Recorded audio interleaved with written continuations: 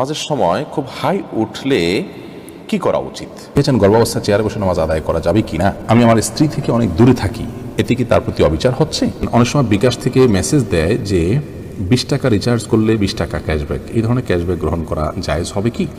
কোনো দিনক্ষণ বা মাসকে কি অশুভ মনে করা যাবে?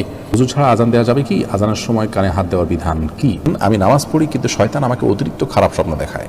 আর বিলম্ব না করে চলুন আপনাদের প্রশ্নের উত্তর দেওয়ার পালায়। আবু রায়হান সোহাগ আপনি লিখেছেন, আমি আমার স্ত্রী থেকে অনেক দূরে থাকি, এতে কি তার প্রতি অবিচার হচ্ছে? ভাই আবু রায়হান, স্ত্রী থেকে যদি আপনি অনেক দূরে থাকেন তাহলে সেক্ষেত্রে সর্বোচ্চ 4 মাস পর্যন্ত আপনি স্ত্রী থেকে দূরে থাকতে পারেন তার পারমিশন ছাড়া।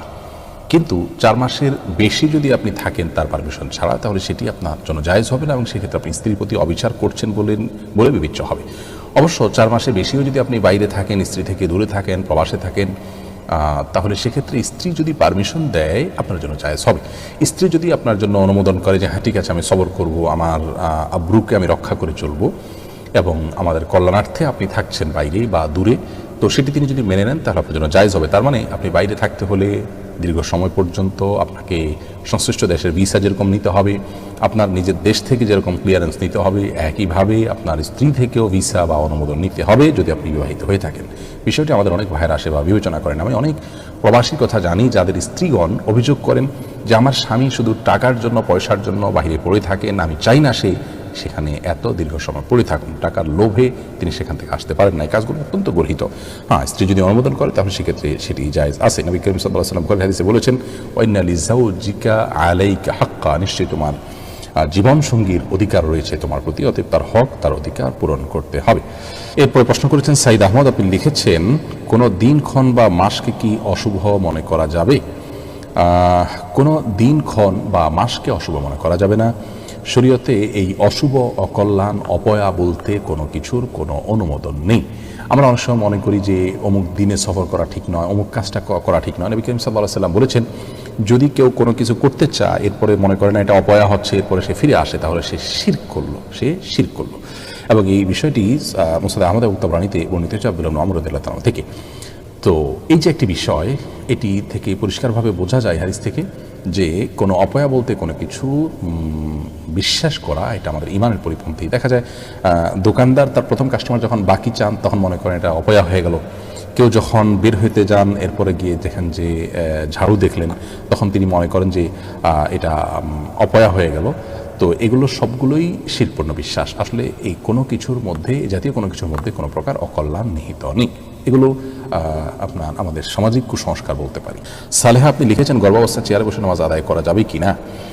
আল্লাহ পাক সূরা বাকারার 286 নম্বর আয়াতে বলেছেন, লা ইউকাল্লিফুল্লাহু নাফসান ইল্লা উসআহা, মানুষকে আল্লাহ তাআলা তার সাধ্যের বাইরে কোনো কিছু চাপিয়ে দেন না। ইমরান ইবনে হুসাইন রাদিয়াল্লাহু তাআলা থেকে একটি হাদিস বর্ণিত হয়েছে সহিহ বুখারীতে। তিনি একবার নবী সাল্লাল্লাহু আলাইহি ওয়াসাল্লামের কাছে বলেছেন, ইয়া রাসূলুল্লাহ, আমি এমন একটা রোগে আক্রান্ত যে রোগটা আপনার আমরা যেটাকে একশিরা বা যেটাকে আপনার পাইলস বা এই জাতীয় অ্যানাল ফিশার জাতীয় রোগ বলতে পারি, এরকম একটা রোগের কথা তিনি বললেন। তখন নবী করিম সাল্লাল্লাহু আলাইহি ওয়াসাল্লাম তাকে বললেন, তিনি বললেন যে অবস্থা আমার সালাত পড়তে কষ্ট হয়। তখন তিনি বলেছেন, তুমি দাঁড়িয়ে সালাত আদায় করো যদি পারো, আর যদি না পারো তাহলে বসে পড়বে, আর না হলে তুমি কাত হয়ে বা শুয়ে পড়বে। তো এই হাদিস থেকে আমরা স্পষ্ট জানতে পারি অসুস্থতাজনিত কারণে যদি কেউ সালাত যথাযথভাবে সঠিকভাবে দাঁড়িয়ে যথানিয়মে পড়তে না পারেন তাহলে তিনি যেভাবে পারেন সেভাবে আদায় করবেন। গর্ভাবস্থায় অনেক মেয়েরা খুব বেশি দুর্বল হয়ে পড়েন, শরীর ভার হয়ে পড়ে। এই অবস্থায় রুকু সিজদা, উঠা বসা করাটা বিশেষ করে লাস্ট স্টেজে এসে অনেক সময় কঠিন হয়ে যায় এবং শরীরের যে ভারসাম্য আছে ধরে রাখতে পারেন না এবং পড়ে গিয়ে ক্ষতিগ্রস্ত হওয়া এবং গর্ভস্থ সন্তান ক্ষতিগ্রস্ত হওয়ার আশঙ্কা থাকে।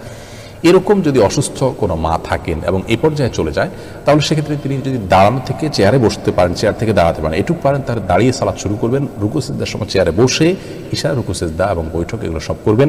আবার পরবর্তী রাকাতের জন্য তিনি দাঁড়িয়ে যাবেন, যদি এটা তিনি করতে পারেন। আর যদি এটুকু কাজও তার জন্য রিস্কি হয় বা কষ্টকর হয় বা দুঃসাধ্য হয়, তাহলে সেক্ষেত্রে তিনি চেয়ারে বসেই সালাতের শুরু থেকে শেষ পর্যন্ত সালাত আদায় করতে পারবেন। এরপরে মোহাম্মদ মহসিন উদ্দিন আপনি লিখেছেন, অনেক সময় বিকাশ থেকে মেসেজ দেয় যে 20 টাকা রিচার্জ করলে 20 টাকা ক্যাশব্যাক, এই ধরনের ক্যাশব্যাক গ্রহণ করা জায়েজ হবে কি?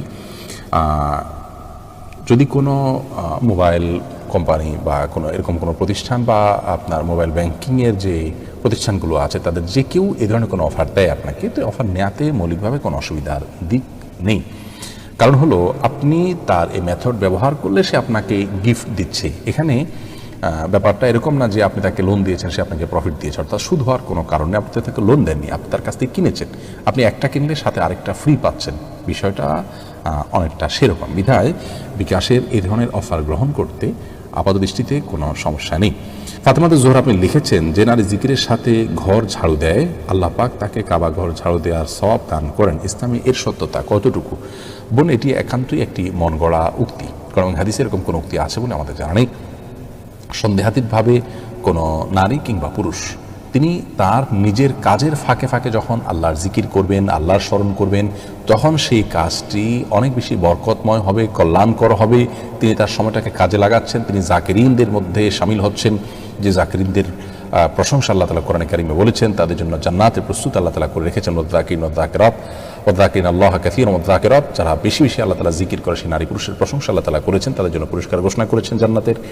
অতএব তিনি তাদের অন্তর্ভুক্ত এবং এটি একজন মুসলমানের জন্য খুবই ভালো দিক সন্দেহাতীতভাবে। কিন্তু তার মানে এই নয় যে এই কাজ করলে কাবাঘর ঝাড়ু দেওয়ার তৌফিক হবে। অনেক মহিলারাই ঘর ঝাড়ু দিতে দিতে তারা জিকির করেন, কই তারা তো কাবাঘর জীবনে একবারও ঝাড়ু দেওয়ার তৌফিক হয়নি। কাবাঘর ঝাড়ু দেওয়ার নির্দিষ্ট ব্যক্তি আছে, তার বাইরে পৃথিবীর বিভিন্ন প্রান্তের মানুষ তৌফিক পেয়েছে, এরকম কোনো কথা আমাদের জানা নেই।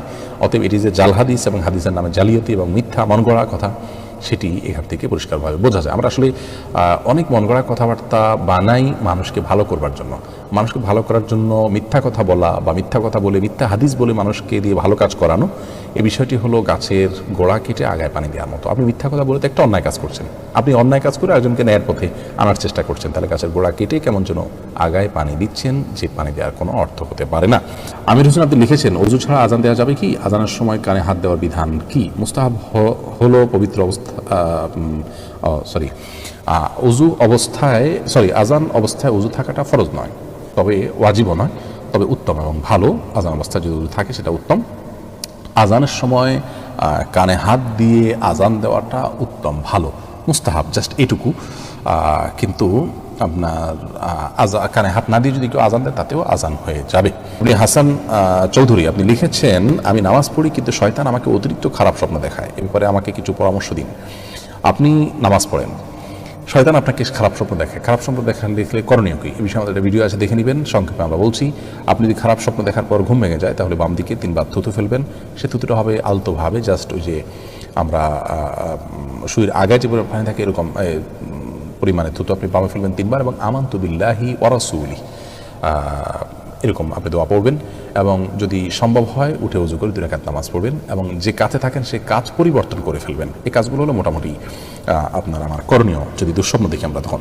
শিন আক্তার আপনি লিখেছেন, নামাজের সময় খুব হাই উঠলে কি করা উচিত?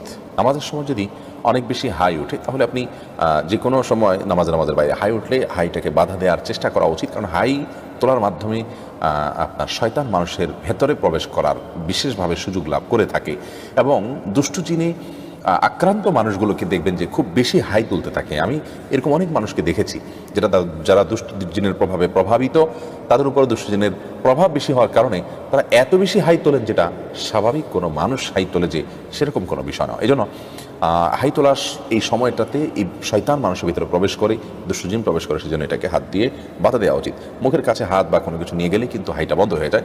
নামাজের মধ্যে সেই কাজটা আমরা করতে পারি, তবে নামাজের মধ্যে হাই তোলার পর এমনি বিশেষভাবে নামাজের মধ্যে হোক নামাজের বাইরে হোক, কোনো অবস্থাতেই বিশেষ কোনো দোয়া নেই।